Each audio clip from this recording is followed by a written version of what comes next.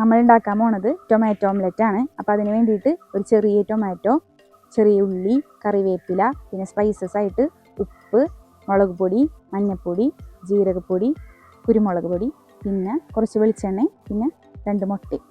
ആദ്യം തന്നെ തക്കാളിനെ ചെറുതാക്കി അരിയണം. ചെറുതാക്കുക എന്ന് പറയുമ്പോൾ നന്നായിട്ട് ചെറുതാവണം, അരഞ്ഞ പോലെ, അരക്കരുത് എന്നാൽ അരഞ്ഞ പോലെ നന്നായിട്ട് ചെറുതാക്കണം. കാരണം നമ്മൾ ഓംലെറ്റ് റെഡ് കളറിൽ വേണം ഉണ്ടാവാൻ, അപ്പം അത്രയും ചെറുതാക്കി വേണം അരിയാൻ.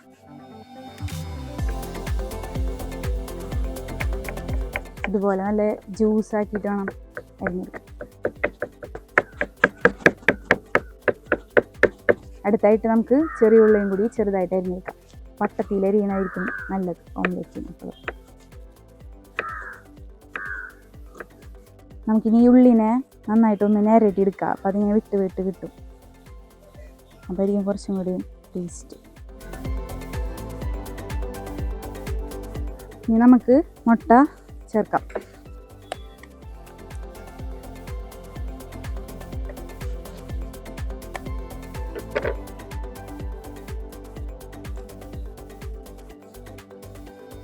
നമുക്ക് നേരത്തെ അരിഞ്ഞ് വെച്ചിട്ടുള്ള തക്കാളി ചേർക്കാം. പിന്നെ ആദ്യം ഒന്ന് മിക്സ് ചെയ്യണം, ഒരു റെഡ് കളറ് വരണം.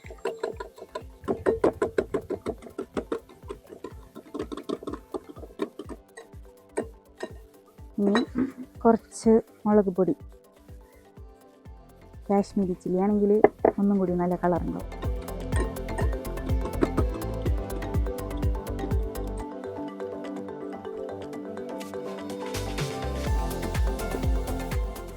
നന്നായിട്ട് ആ തക്കാളിയുടെ ജ്യൂസ് ഇതിനകത്ത് നന്നായിട്ട് ആവണം, അപ്പോഴാണ് അത് ഫ്ലേവർ വരുള്ളൂ.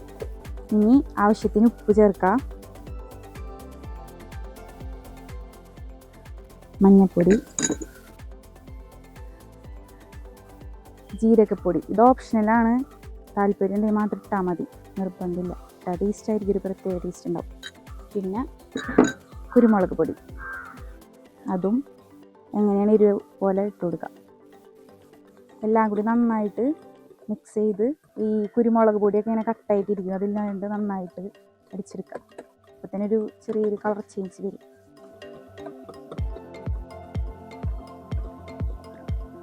നമ്മളെ പാൻ ചൂടായിട്ടുണ്ട്. ഇതിലോട്ട് വെളിച്ചെണ്ണ ഒഴിച്ചു കൊടുക്കാം. എണ്ണ ചൂടായിട്ടുണ്ട്. ഇനി നമുക്ക് മുട്ട ഒഴിച്ചു കൊടുക്കാം. അപ്പോൾ തന്നെ മേലിൽ കറിവേപ്പില. ഇത് നല്ല തിന്നായിട്ട് കിട്ടാൻ വേണ്ടിയിട്ട് ഇതിനിങ്ങനെ ഒന്ന് ചുറ്റിക്കൊടുക്കുക. അപ്പോൾ കുറച്ചും കൂടി തിന്നായിട്ട് കിട്ടും. ഒരു സൈഡ് അത്യാവശ്യം കുക്കായിട്ടുണ്ട്. ഇനി തക്കാളി അത്യാവശ്യം ഒന്ന് മുരിഞ്ഞ് വരണം. അപ്പോൾ ഈ സൈഡ് നമുക്ക് മറിച്ചിടാം.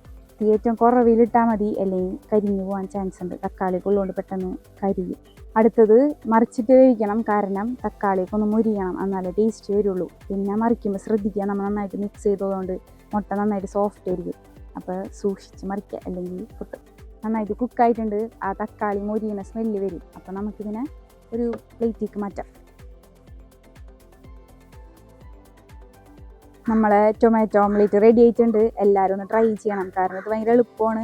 എന്നാൽ ഒറ്റൊരു ഓംലെറ്റ് വെച്ചിട്ട് തന്നെ നമുക്കൊരു ഫുൾ പ്ലേറ്റ് ചോറും കഴിക്കാൻ പറ്റും. കാരണം ടൊമാറ്റോ വരുന്നുണ്ട്, ഓംലെറ്റിൻ്റെ ടേസ്റ്റും വരുന്നുണ്ട്. അപ്പോൾ രണ്ടും കൂടി മിക്സ് ആകുമ്പോൾ നല്ലൊരു ടേസ്റ്റാണ്.